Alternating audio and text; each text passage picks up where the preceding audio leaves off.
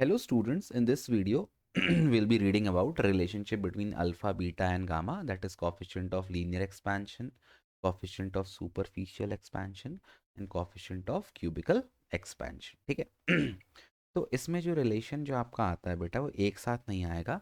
एक बार आपको alpha beta में रिलेशन निकालना पड़ेगा, फिर एक बार आपको अल्फा गामा में रिलेशन निकालना पड़ेगा और फिर तीनों के बीच रिलेशन आएगा। ठीक।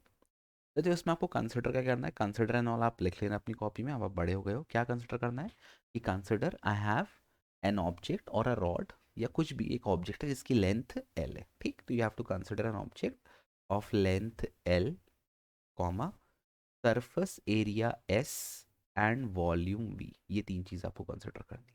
ठीक, अब क्या करेंगे, now we will heat the object. अच्छा, और क्या मान लेना है इसके बाद, let alpha beta and gamma be the coefficient of linear expansion, superficial expansion and cubical expansion। ये आपको मान लेना है। फिर आपको लिख देना है, now suppose the object is heated and the temperature increases by delta T। ठीक, अब क्या होगा, ड्यू टू हीटिंग आपकी लेंथ इंक्रीज होगी। अब आप ये मान लो, suppose L dash is the increase length, S dash is the increased area and V dash is sorry is this increased volume। ठीक है, तो अब यहाँ पे आप लिखना चालू करो सबसे पहले। अच्छा, एक चीज़ और, आप यहाँ रिलेशन भी लिख सकते हो। जो इनिशियल एरिया S है वो कितना आएगा, that will be equal to L square and initial volume V of the material that will be equal to L cube. ठीक मतलब मैंने एकदम क्यूबिकल टाइप का मटेरियल माना है। अब आप देखो, due to increase in temperature delta T, new आपकी लेंथ हो गई एल डैश। तो पहले मैं रिलेशन निकालूंगा बिटवीन अल्फा एंड बीटा। तो एल डैश कितना आएगा बेटा, एल डैश का फॉर्मूला हो जाएगा L into one plus alpha delta T. Similarly S dash कितना हो जाएगा, S dash will be equal to, ये हो जाएगा आपका S into one plus beta delta. एक एक चीज़ और एस डैश और किसके बराबर होगा, S dash will be equal to the square of the new length. भाई एस आपका इनिशियल लेंथ के स्क्वायर के बराबर है, तो जो आपका एस डैश है it will be equal to square of the new length. तो ये इसके बराबर हो जाएगा, is equal to S one plus beta delta T. Pardon my coughing, थोड़ा प्रॉब्लम है। ठीक है अब देखो एल डैश की वैल्यू कितनी है, एल डैश की वैल्यू पुट कर दो, एल ब्रैकेट में one plus alpha delta T और इसको कर्ली ब्रैकेट में आप बंद कर दो, का whole square is equal to S into one plus beta delta T. ये आपको मिल गया, स्क्वायर कर दो, ये हो जाएगा एल स्क्वायर। ठीक है, ब्रैकेट में one plus alpha delta T का whole square is equal to, अच्छा अब एस किसके बराबर है, एस आपका एल स्क्वायर के बराबर है, तो इसको एल स्क्वायर पुट कर दो, one plus beta delta T. ठीक, ये एल स्क्वायर और ये एल स्क्वायर कैंसिल। ठीक, मैं इसको इस तरफ लिख देता हूँ, one plus beta delta T is equal to, इसमें आप लगाओ ए प्लस बी का होल स्क्वायर, तो आ जाएगा A square plus B square plus two A B. A तो आपका वन है तो इसका टू वन ज़ा टू और बी आपका अल्फा डेल्टा टी। अब देखो, आपको पता है coefficient of linear expansion generally कम होता है, बहुत कम होता है, और जो आप टेम्परेचर भी इंक्रीज कर रहे हो वो भी कम है। और आपका ये देखो, जो भी कॉफिशिएंट ऑफ लीनियर एक्सपेंशन है उसका स्क्वायर है। मतलब जस्ट सपोज अगर किसी बॉडी का कॉफिशिएंट ऑफ लीनियर एक्सपेंशन 0.01 है, अगर मैं उसका स्क्वायर कर दूं तो वैल्यू कितनी हो जाएगी, 0.01 का स्क्वायर, दैट इज 0.0001,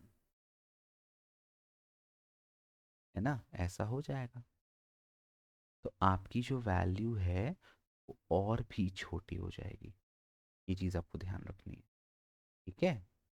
तो कहने का मतलब, since alpha is very small, alpha square will get even smaller, तो this particular value is so small that it can be neglected. इसको अपन नेग्लेक्ट कर सकते हैं, ठीक। तो आप नेक्स्ट लाइन पे लिख देना अल्फा, यहाँ ब्रैकेट में ऐसा करके, sorry, alpha is small since करके, since therefore alpha square delta T square can be neglected. अब देखो यहाँ पे वन और वन भी कैंसिल हो जाएगा, कैंसिल हो गया, ये बचा beta delta T is equal to, ये कितना बचा, ये तो नेग्लेक्ट हो गया, ये बचा टू अल्फा डेल्टा टी भी कैंसिल, फाइनली आपको मिला beta is equal to two alpha. ये आपको पहला रिलेशन मिल गया बिटवीन बीटा एंड अल्फा। अब अपन रिलेशन निकालेंगे between sorry between alpha and gamma, ठीक। तो हल्का सा कर देता हूँ, यहाँ देखो, now will find the relation between alpha and gamma. तो आप लिखना चालू करो कि नाउ सपोज ऑन, आपने, आपको पता है ऑन हीटिंग वॉल्यूम क्या हो गया था, वी डैश। तो जो नया वॉल्यूम वी डैश होगा, वी डैश ये किसके बराबर होगा, this will be equal to V one plus gamma delta T. और वी डैश और किसके बराबर होगा, नई एल डैश के क्यूब के बराबर। भाई वी आपका एल क्यूब के बराबर था, तो वी डैश हो जाएगा एल डैश क्यूब के बराबर। This is equal to V one plus gamma delta T. इसको मैं ऐसा इधर करके लिख देता हूँ, ठीक है। तो अपन, तो ये हो जाएगा वी, इसको मैं इस तरफ कर देता हूँ, one plus gamma delta T is equal to, L dash की वैल्यू कितनी है, एल डैश आपका इक्वल है L into one plus alpha delta T, इसकी वैल्यू इतनी है, तो इसका सॉरी होल क्यूब, ठीक। v into one plus gamma delta T is equal to, अब इसका करो, ये हो जाएगा एल क्यूब, ठीक है। और यहाँ बचा one plus alpha delta T का होल क्यूब। अब v किसके बराबर होगा बेटा, v हो जाएगा एल क्यूब के बराबर, one plus gamma delta T is equal to L cube. अब यहाँ पुट करो आप, एक ए प्लस बी का whole cube, A cube plus B cube alpha cube delta T cube plus three A square, one का square का तो मतलब नहीं है, A square B alpha delta T plus three A one का तो मतलब नहीं है, B square alpha square delta T square. फिर से यहाँ पे वही फिल्म आ गई, यहाँ पे आप लिख देना ब्रैकेट में साइड में कि since since alpha is small therefore alpha cube delta T cube and three alpha square delta T square can be neglected. L cube cut गया, ठीक है। और क्या मिला आपको, one plus gamma delta T is equal to one, ये term हट गया और ये भी टर्म हट गया, बचा one plus three alpha delta T, one और वन भी कैंसिल हो गया, क्या बचा, gamma delta T is equal to three alpha delta T cancel, आपको मिला gamma is equal to three alpha, ठीक। अब आपको दो रिलेशन मिल गए। पहला मिला beta is equal to 2 alpha और दूसरा मिला gamma is equal to 3 alpha. ठीक है, अब इनका अपन यूज़ करेंगे।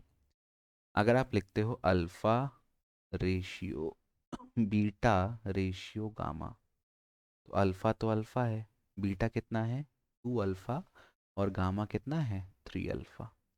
अल्फ़ा अल्फ़ा सब में कैंसिल हो गया तो कितना आंसर आया, यहाँ कुछ नहीं है तो क्या बचेगा 1, तो बचा 1:2:3। So the ratio of alpha, ratio beta, ratio gamma is 1:2:3, hence proved. If you have any doubt, please feel free to comment in the comment section, and you can also contact me. My number is there on the Telegram wala group, है ना?